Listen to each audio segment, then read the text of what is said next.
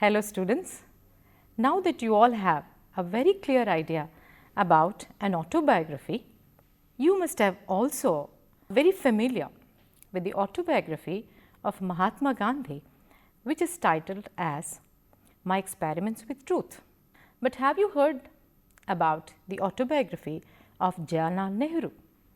Can you please tell me what would be the title given to his autobiography? Can anyone guess? No? Let me give you a small piece from his or an extract from his autobiography. News of one of them got out. There were headlines in the press. Could you guess who's that? Surely of animals. Right. This is a famous quote from his autobiography, as I said, from Animals in Prison. It is an excerpt from his autobiography, which is titled Toward Freedom. In the prescribed prose piece, Nehru gives us a view of his life in prison and also of different experiences that he had with animals when he spent a couple of days, months and in jail as a political prisoner. In this essay, Nehru talks about his experiences with some animals in the prison, including the animals which he either feared or abhorred. Among them were snakes and centipedes, for which he had a particular dislike. Nevertheless, he had to put up with such animals quite a number of times. About snakes, Nehru says that though he was not overwhelmed by fear as most people were, and he did not find them particularly revolting, so they were not unwelcome, for he found in their visits a welcome diversion. But this did not seem to be the perception of the outside world, particularly of his fellow party workers. It so happened that once 3 or 4 snakes were found near Nehru's cell. At this thought, Nehru himself remained unperturbed. The news of the snakes being sighted leaked out, and the media picked up this bit of information and created quite a furore, giving it as a headline news the next day. Here, Nehru also hints at the sensationalization indulged in by the 4th pillar of democracy whenever it suited their purpose. I would like to give another quote. Worship and kindliness do not go after together. These lines are once again from the Animals in Prison. Nehru gives an insight into the Indian mindset regarding animals, drawing attention to the fact that Indians, especially the Hindus, worship and venerate the cow, but they are not very kind masters of the cow or any other animal for that matter. He mentions that Indians are not habituated to keeping household pets, nor are they particularly fond of animals and sensitive to their needs. It is in this context that Pandit Nehru makes the above remark. Further, such a remark indicates Nehru's deep understanding of the Indian temperament and psyche. It is also indicative of his boldness and unbiased frame of mind that does not stop short at self-scrutiny or self-analysis.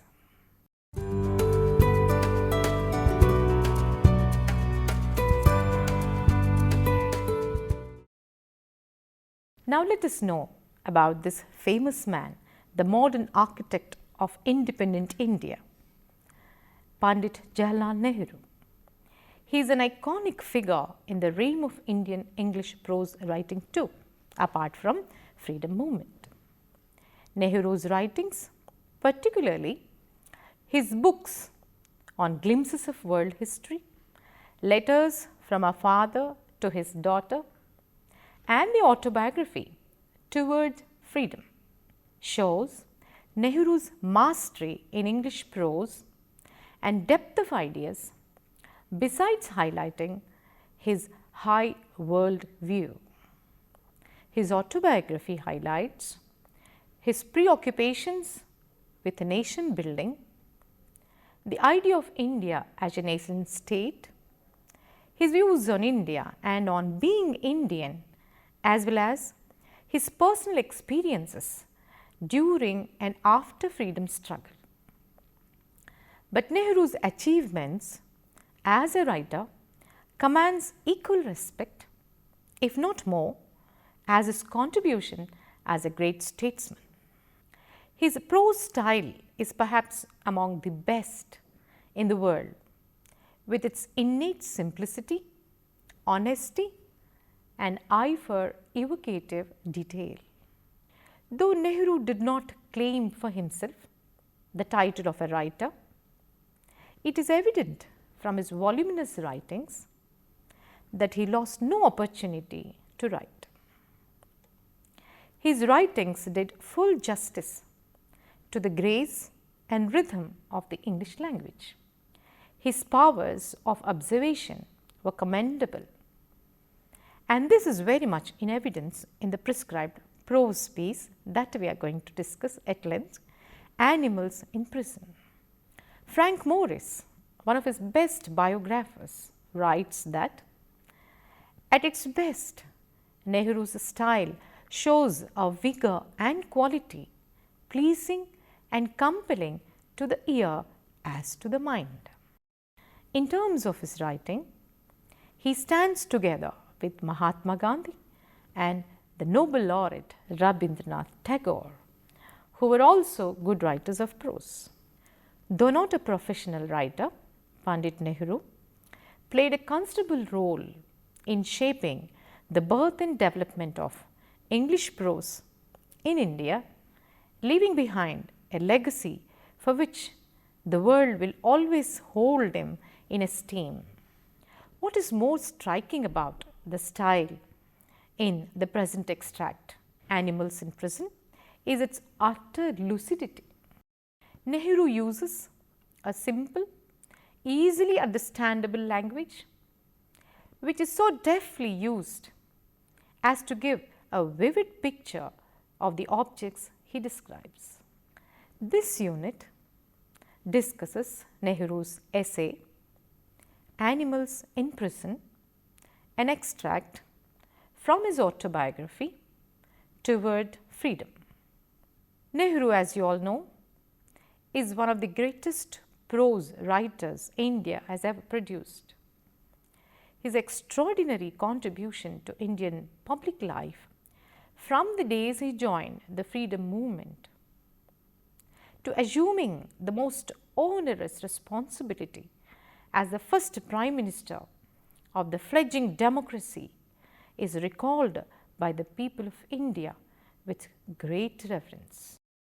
But the essay under discussion shows Nehru's extraordinary gift as a writer with his mastery over English language and insight into life that includes the world of a good number of animals, birds and insects, especially in Dehradun and Nainital jails, where he had to spend many months as a political prisoner. He comes across as a compassionate observer of the animal behavior, one who shares a bond of affection with the animals. Nehru's style and technique is another important highlight of the discussion in this unit. A few important expressions in the essay have been explained to enable the learners to grasp his ideas.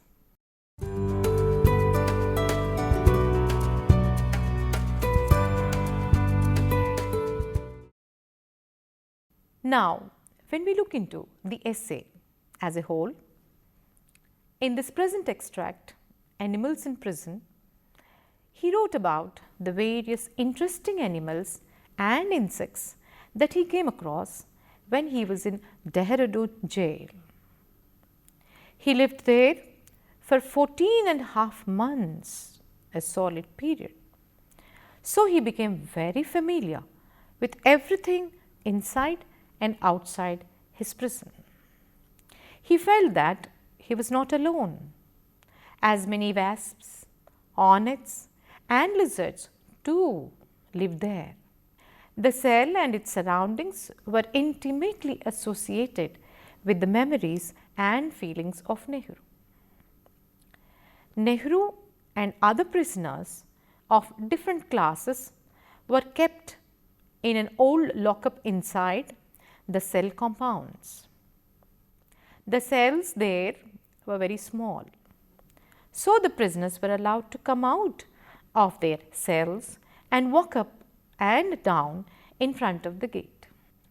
Nehru considered this as a great privilege, as he could see the fields, a public road and the great Himalayas. The outside walls broke the monotony, boredom and loneliness for Nehru. Most of all, Nehru could see the Himalayas that he loved the most.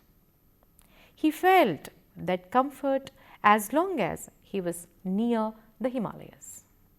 Spring in Dehradun lasted longer than in the plains. In winter, all the trees, including the 4 great peepal trees in front of the gate, shed their leaves. But they began to sprout small green leaves as the air of spring came in. The monsoon rain reduced the summer heat and they were welcomed. But there was too much rain and it was not pleasant to sit confined in a narrow cell, trying to avoid the water dripping from the ceilings or coming through the windows.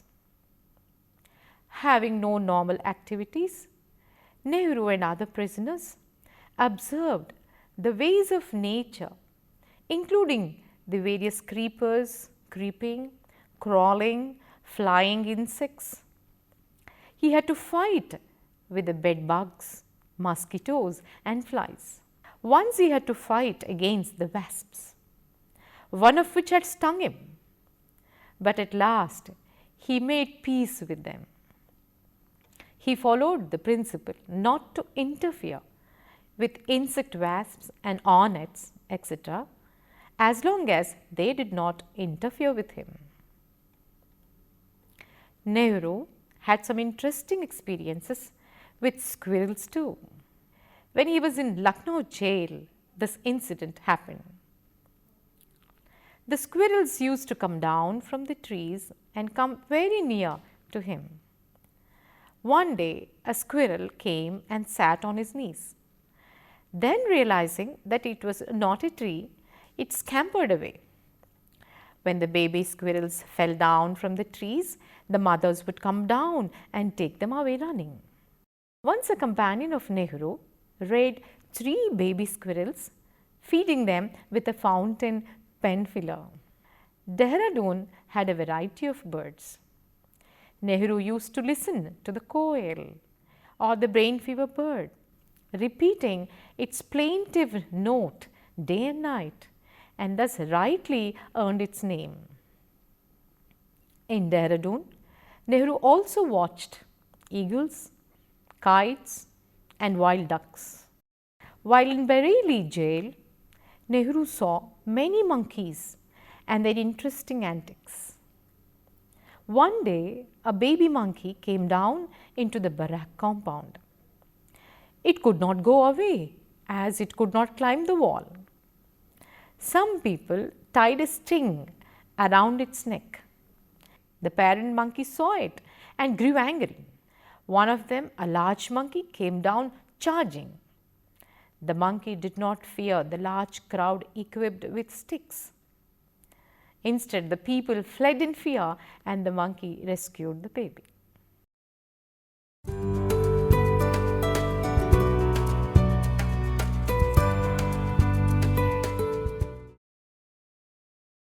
Nehru quite often encountered scorpions in the prison cells. Once he caught one and put it in a bottle. When he tied it up on the wall, it escaped and not to be found again. 3 or 4 snakes were found in his cells or near them. Once the press got the news that a snake was found in his cell, and that generated some excitement. Nehru liked the digression from the monotony of prison life. Though he feared snake bite, he had no great fright for them. He had repulsion for centipedes rather. Once in Alipore jail, he found a centipede crawling over his feet. He jumped out of his bed in fright, almost dashing against the wall. In Dehradun, Nehru saw a strange animal resembling a crocodile and a lizard both. It was about 2 feet long and it had claws and scales. The forest dweller had twisted it like a knot, and he called it as a bow, and he intended to make a curry, bhaji, out of it. Later, Nehru came to know that it was called pangolin. Prisoners, especially the long-term prisoners, suffered emotional starvation in their prisons.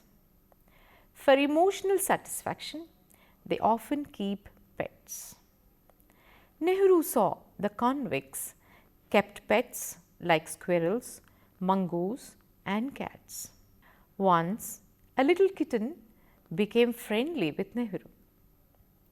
He also looked after a deserted bitch and her puppies. Nehru enjoyed the company of more animals in prison than outside. At home, he could not pay much attention to animals as he had to pay attention elsewhere.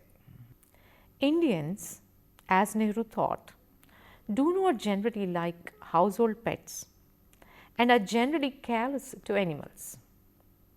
Nehru wondered how they could be callous to animals in spite of their philosophy of non-violence.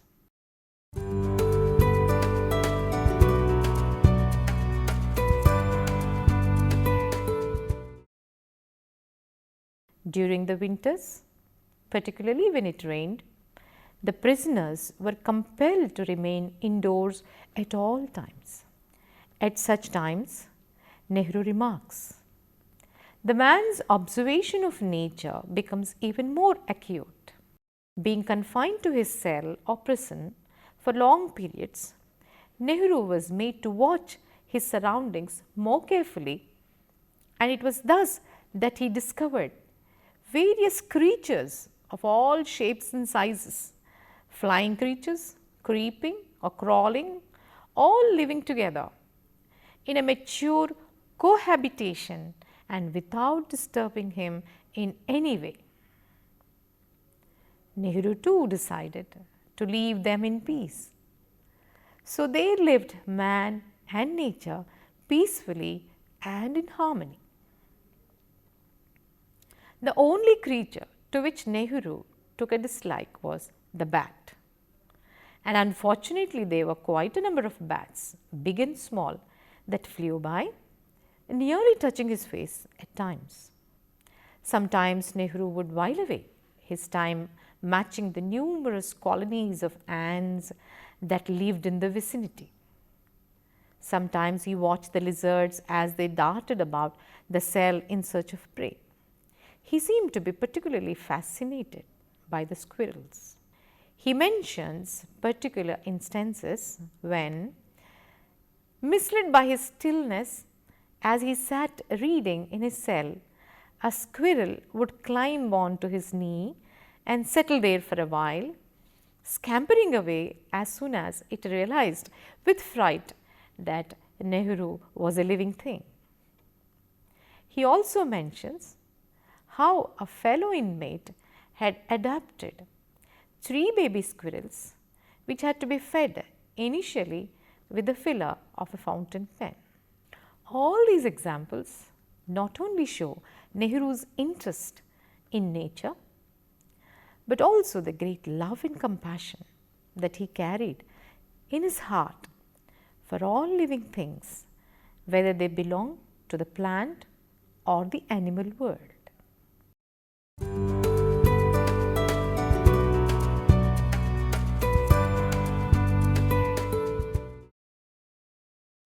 This love and compassion was not a common feature in all men.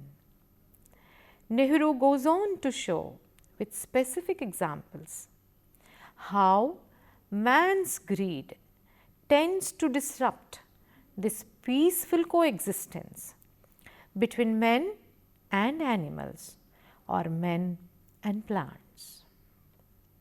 Further, he goes on to describe his experiences at Naini prison too.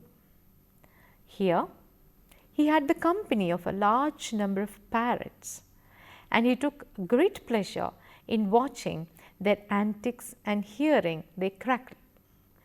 Nehru's observation of birds was not restricted to the Naini jail alone, because in Dehradun too he had the opportunity to see and hear a variety of birds, small ones like the quail and the brain fever birds, also the majestic kite and eagle.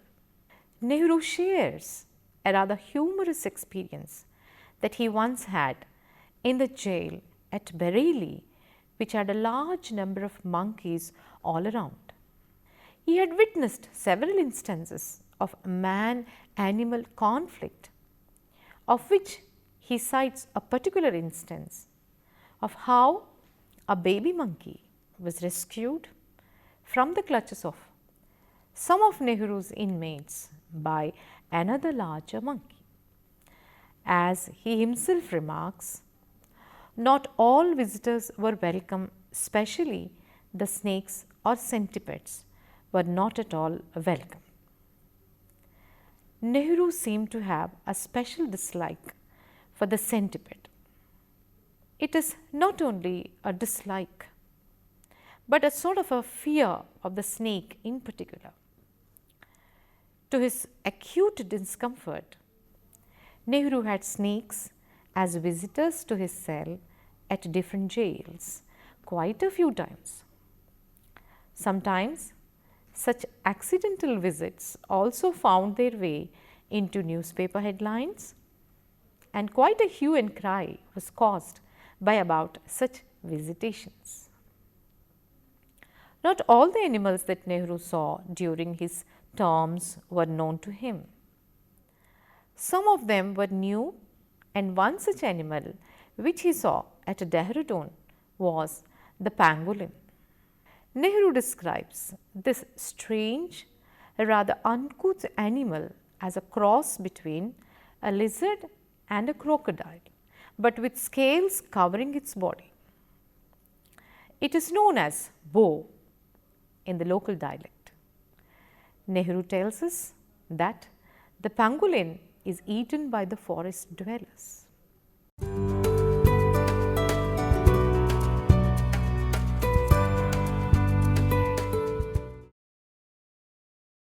Nehru concludes in his writing on animals by a reference to the different animals chosen by different countries as their national animals. He thus refers to the eagle of the USA and German, the lion and the bulldog of England, the fighting cock of France, and the bear of Russia.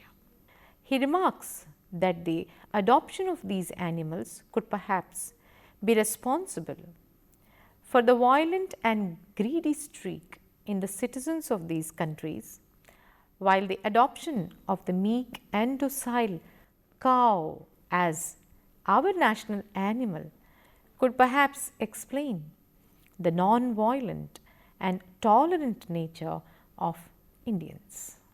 This unit acquaints us with the key areas which will make us understand the importance of Pandit Jawaharlal Nehru, the first Prime Minister of India, as one of the foremost Indian writers writing in English.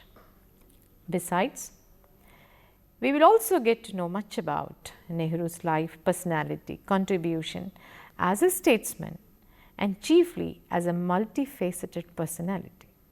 His contribution to the field of literature, particularly his essay on animals in prison, is remarkable, as you all have learnt now. This essay, Animals in Prison, reproduced in this unit, it illustrates Nehru's love for nature and his skill as an essayist. So, in this unit, we will straightaway move to the life and works of Jawaharlal Nehru, along with an explanation of the prose piece, reference to the context and the Nehru's prose style, which was explained in detail. As you all know, that he was the first Prime Minister of India, and his life was closely intertwined with the history and destiny of modern India. He, as a lover of children and animals, and therefore, in the prescribed essay, he describes a period of solitary confinement in Dehradun jail and narrates his experiences with the different insects, birds, small animals, stray dogs, and kittens, and so on. As you have now come to an idea about his love for animals, we also see the other side of Nehru's personality as a freedom fighter, nationalist, politician, secularist, lawyer, world statesman, and also popularly known by our younger generation as Chacha, uncle, and patriot are some of the words that are used to describe Pandit Jawaharlal Nehru, the first Prime Minister of India. But his distinction as a writer and as one of the finest practitioners of non-fictional prose in English in India contend with his other achievements in the field of politics and public affairs. So, today we learnt the other side of Nehru's love towards animals. Thank you.